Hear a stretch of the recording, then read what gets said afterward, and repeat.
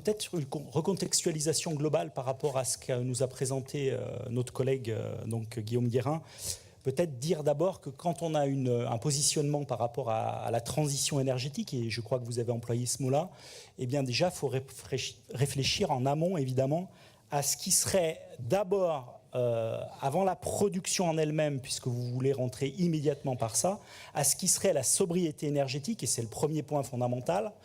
Le deuxième point fondamental, ce serait l'efficacité énergétique, par exemple dans les bâtiments, et puis enfin seulement parler des modes de production. Et revenons-y sur ces modes de production, puisqu'ici, nous sommes bel et bien face à une illusion, et je vais essayer de vous expliquer rapidement en quoi ça peut être une illusion.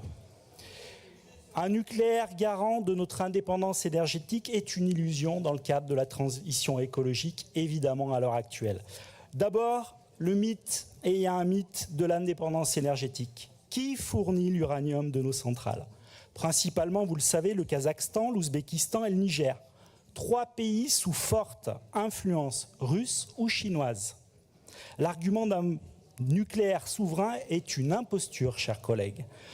2. L'illusion du nucléaire comme solution rapide. Vous connaissiez tous l'épisode de l'EPR de Flamanville, qui est une catastrophe industrielle, puisqu'initialement prévu en 2012, et qu'il a énormément de peine à démarrer à l'heure actuelle. Alors j'ai un scoop, et vous regardez peut-être vos tablettes, j'ai un scoop à vous donner, un breaking news, comme disent les anglo-saxons. L'EPR de Penly, parlons-en, il a été retardé, chers collègues, aujourd'hui, à l'heure où je vous parle, il a été retardé à 2038.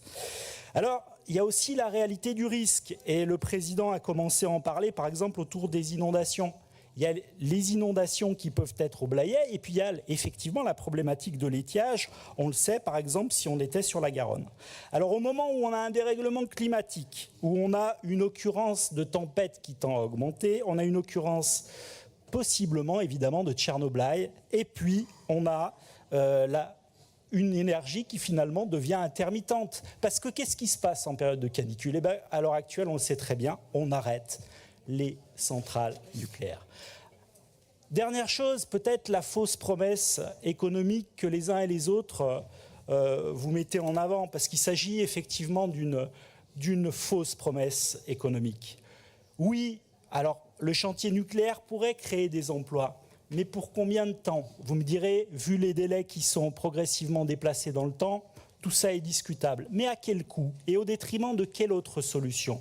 Investir ces milliards dans les énergies renouvelables et l'efficacité énergétique, je disais aussi, dans la sobriété, lorsque je me suis exprimé en introduction, permettrait de créer autant, sinon plus d'emplois et de manière beaucoup plus pérenne. Enfin, je serai un petit peu taquin en vous disant, la vraie filière d'avenir sur le nucléaire, vous le savez tous, c'est le démantèlement. On a besoin d'experts, on a besoin d'expertise et on a une vraie compétence en France, utilisons-la.